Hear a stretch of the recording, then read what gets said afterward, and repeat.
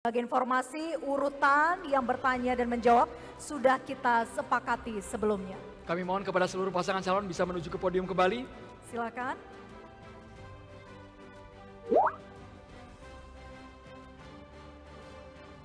Langsung saja kami persilakan kepada calon gubernur nomor urut 3 untuk memilih ikon yang akan kami tampilkan di layar besar. Sambil kita perlihatkan. Silakan kepada calon gubernur nomor urut 3 untuk memilih ikon yang ada di layar. Ledre. Ledre. Sambil kita buka ledre, pemerataan konektivitas antar wilayah. Ya. Kami persilakan kepada pasangan calon nomor urut 3 untuk mengajukan pertanyaan kepada calon gubernur nomor urut 1. Waktu Anda 30 detik dimulai ketika berbicara. Terima kasih. Kita lihat bahwa kondisi geografis Jawa Timur itu banyak yang pegunungan, kemudian terpisah laut, terutama di kepulauan-kepulauan yang jumlahnya lebih dari 400 pulau. Pertanyaannya adalah bagaimana kita bisa mengatur konektivitas antar wilayah tersebut sehingga terjadi pemerataan pembangunan. Juga bagaimana memberikan akses terutama untuk kebutuhan air di tempat tersebut. Waktu habis. Selanjutnya kami mohon kepada calon gubernur nomor urut 1 untuk menjawab. Waktu 1 menit 30 detik dimulai saat berbicara. Ya, terima kasih Ibu pertanyaannya. Yang pertama kita harus memiliki kesadaran bahwa Jawa Timur itu emang bukan hanya wilayah daratan, tetapi juga wilayah laut dan juga maritim. Oleh karena itu bahwa konsep pembangunan di Jawa Timur harus memperhatikan daya dukung infrastruktur dan juga konektivitas antara wilayah kabupaten yang memang sangat berbeda. Khusus yang terkait dengan Madura, berkali-kali kemudian kita mengatakan bahwa Madura ini yang pertama bahwa aksesibilitas yang terkait dengan transportasi itu kan masih sangat terbatas. Mulai kemudian jalan darat apalagi kemudian lautnya. Makanya saya kemudian pernah dapat cerita Ibu bahwa ada di sana itu pelabuhan yang konon dibangun oleh gubernur tetapi ternyata kapalnya nggak ada. Maka karena itu kita akan memastikan ada pelabuhan, ada kapal, ada rumah sakit, ada puskesmas, ada kemudian ambulan air. Yang berikutnya adalah kita harus menggunakan teknologi yang bisa menyuling air laut menjadi air tawar dan itu sangat mungkin dilakukan dan itu sudah dipraktekkan bahkan oleh negara-negara yang notabene adalah negara gurun. That will be happen dan yang namanya Madura pasti akan bahagia. Yang berikutnya adalah memastikan adanya KRL. Tadi sudah disampaikan oleh calon wakil gubernur saya atau wakil gubernur saya. Karena apa? Karena kita ingin membangkitkan seluruh potensi ekonomi yang ada di Madura dengan cara apa? Membangun infrastruktur yang terintegrasi sehingga ekosistem ekonomi kemudian itu bisa dibangun. Begitu juga di tempat-tempat yang lain. Intinya pemerintah Jawa Timur harus hadir untuk seluruh wilayah kabupaten kota tanpa diskriminasi dan tanpa kecuali. Terima kasih.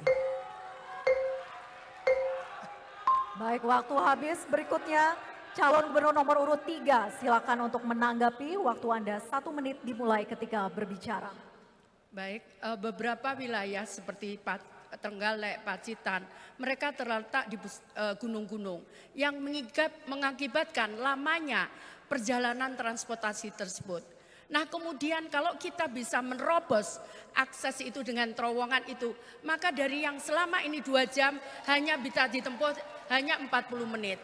Kemudian juga wilayah antar desa, kalau kita bisa berikan di desa itu angkutan desa, maka masyarakat desa tidak perlu takut kesulitan saat dia untuk pergi ke pasar, saat dia untuk pergi ke sekolah. Demikian di pulau-pulau itu. Yang terjadi adalah saat ini angkutan itu hanya untuk satu, yaitu angkutan orang. Kalau angkutan itu bisa multiplier efek, angkutan barang, angkutan transportasi, dan angkutan untuk orang, dan sekaligus angkutan untuk kesehatan, maka wilayah pulau-pulau itu akan bisa tersentuh. Waktu habis. Selanjutnya calon gubernur nomor urut 2 untuk merespon dengan waktu 1 menit dimulai saat berbicara. Baik, terima kasih. Jadi pada dasarnya daerah-daerah yang memiliki kesulitan untuk membangun koneksitas, saya ingin menyampaikan kepada kita semua supaya kita bisa berterima kasih bagaimana proses antara pemerintah pusat membangun koneksitas dengan Islamic Development Bank, antara Popoh dan Perigi itu 0,7 triliun. Koneksitas sudah dibangun antara Popoh dan Perigi. Bagaimana kemudian saudara-saudara kita di Kepulauan Madura kita menyiapkan pelabuhan jangkar.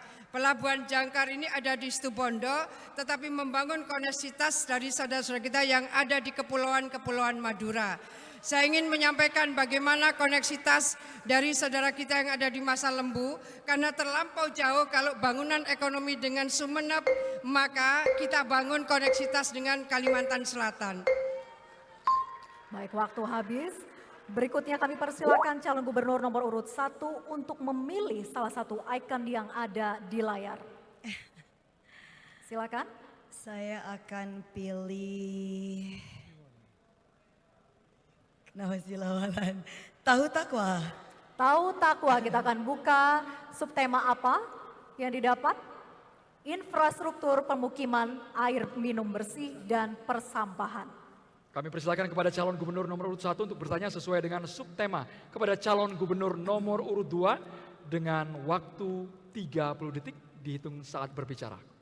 Iya, terima kasih. Salah satu kompetensi yang diperlukan untuk dimiliki seorang pemimpin itu antara lain, termasuk gubernur, adalah kemampuan untuk melakukan refleksi dan evaluasi secara objektif. Pertanyaan saya, menurut Ibu, apakah keputusan atau kebijakan yang dirasa kurang tepat yang sebelum ini telah diambil oleh pemerintah provinsi, termasuk Ibu, yang terkait dengan pemukiman, infrastruktur, air minum bersih, dan juga persampahan? Terima kasih. Baik, berikutnya calon gubernur nomor urut 2 silakan menjawab, waktu Anda 1 menit 30 detik dimulai saat berbicara. Baik, mari kita bersama-sama melihat bagaimana tugas pemerintahan provinsi sebagai bagian dari perpanjangan tangan pemerintah pusat. Bagaimana hubungan antara Pemprov, Pemkab, Pemkot, dan pemerintah pusat. Sehingga ini akan menemukan format bagaimana sesungguhnya pembagian tugas dan kewenangan antara provinsi, kabupaten, dan kota. Secara institusional, membangun sinergitas kolaborasi di antara pemerintah pusat, provinsi, dan kabupaten kota menjadi sangat penting. Apakah kaitan dengan infrastruktur, apakah kaitan dengan permukiman, apakah kaitan dengan sampah, masing-masing akan dipandu oleh RPJMD. Jadi tidak bisa seorang gubernur, wakil gubernur, bupati, wali kota itu keluar dari format yang sudah disepakati bersama.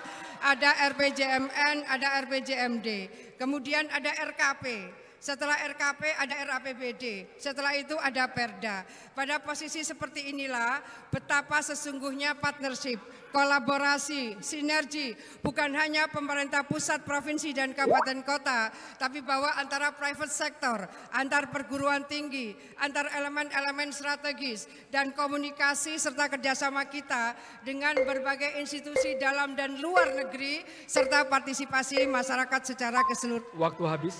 Selanjutnya calon gubernur nomor urut 1 untuk menanggapi, waktu 1 menit dimulai saat berbicara. Calon gubernur nomor urut 1 untuk menanggapi.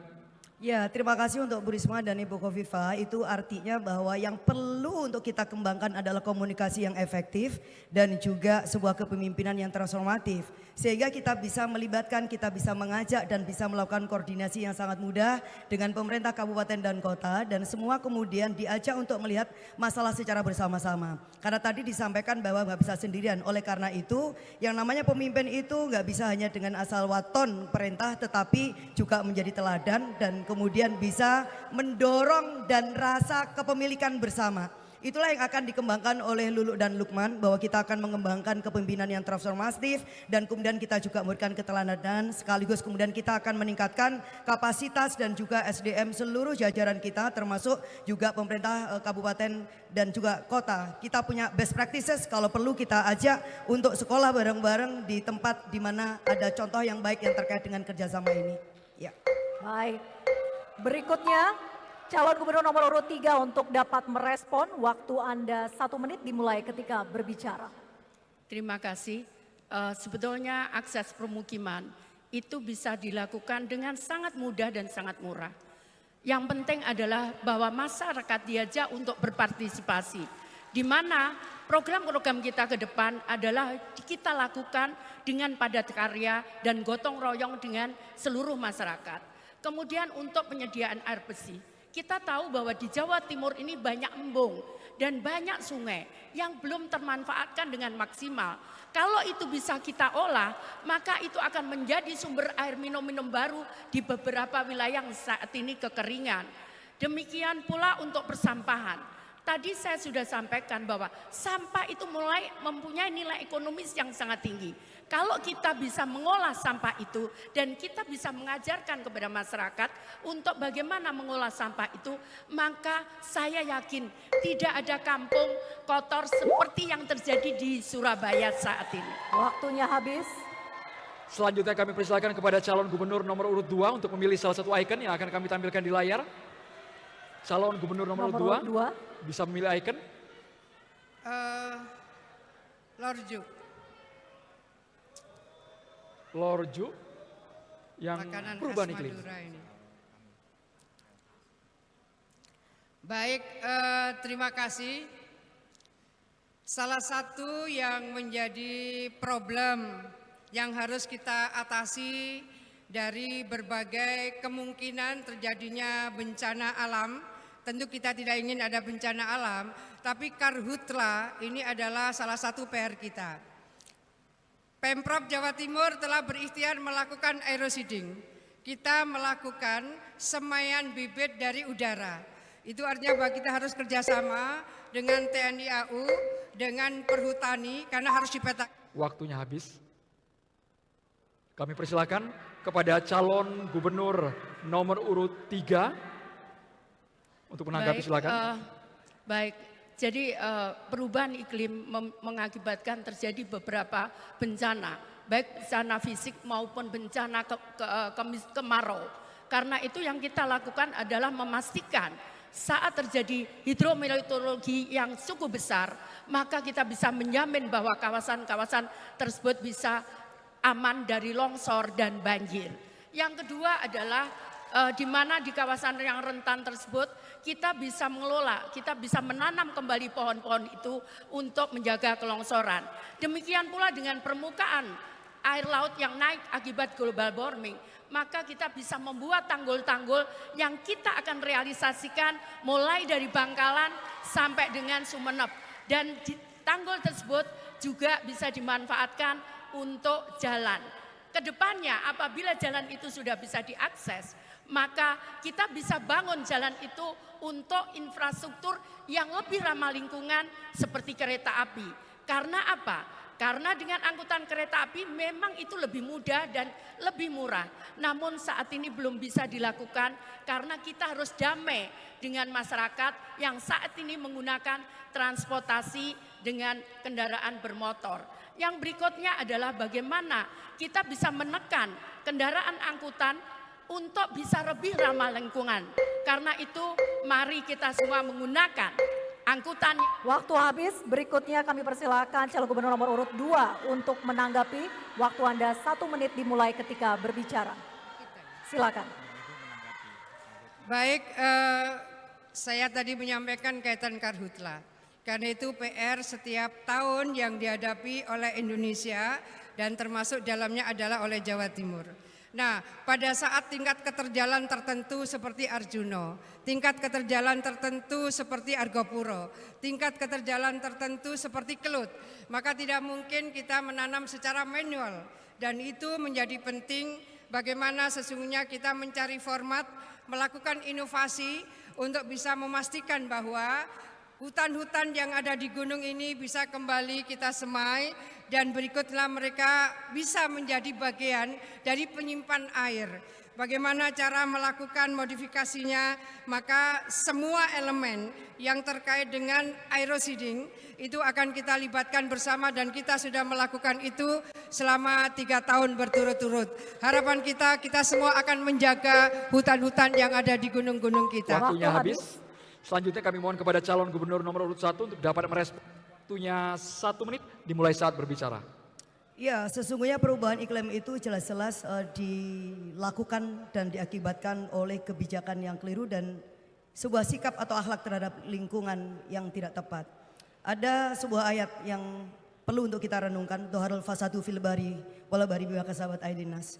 Bahwa kerusakan di darat dan di lautan itu disebabkan oleh tangan-tangan manusia. Itu artinya tidak ada takdir yang terkait dengan perubahan iklim kecuali bahwa ada orang yang serakah, ada kebijakan yang tepat. Oleh karena itu penting bagi kita sesuai dengan Kemen LHK 12 tahun 2024 pasal 33 bahwa gubernur wajib menyusun target mitigasi perubahan iklim provinsi. Oleh karena itu Mbak Lulu dan Mas Lukman kalau jadi gubernur ini akan menjadi program prioritas kita memastikan bahwa perubahan iklim ini harus dimitigasi secara baik sehingga kita bisa menyelamatkan agriculture kita, petani kita, nelayan kita dan bisa mencegah rob, banjir, longsor dan sebagainya.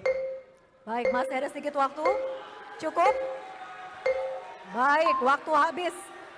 Berikutnya hadirin sekalian, kita juga akan sama-sama menyaksikan masing-masing calon wakil gubernur untuk saling bertanya, menanggapi, dan merespon. Tetap bersama kami di debat publik ketiga Pilgub Jatim 2024. Tepuk tangan boleh hadirin sekalian.